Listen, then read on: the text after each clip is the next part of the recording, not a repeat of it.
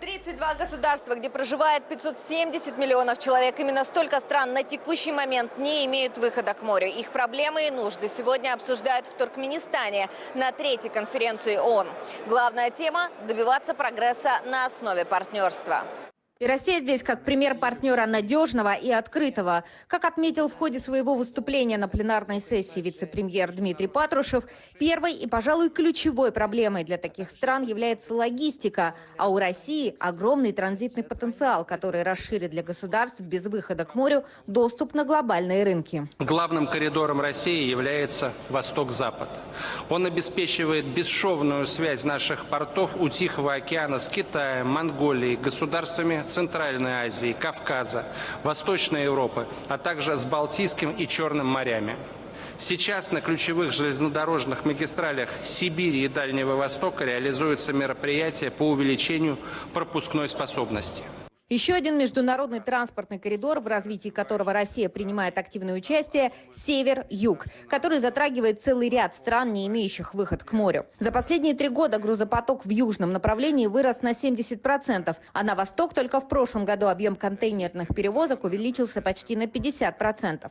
И по прогнозам интенсивность трафика будет только расти, что поможет и развитию системы здравоохранения.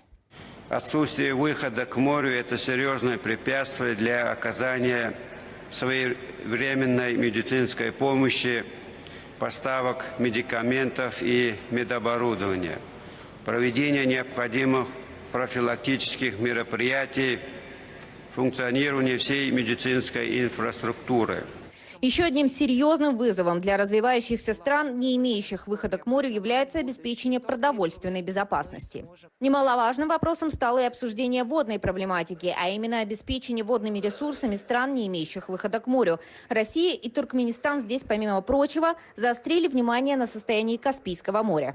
В настоящее время мы сталкиваемся с беспрецедентным активным снижением уровня моря, так в его северо-восточной части, включающей побережье Российской Федерации, за последние 2 десятилетия уже освободилось более 20 тысяч квадратных километров.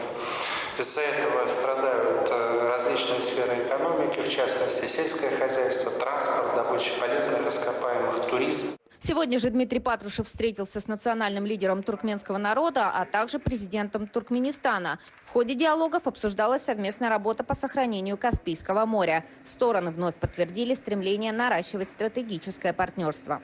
Анна Воронина, Александр Меркурьев, Данил Прокудин, Анна Поветьева. Вести, Туркменистан.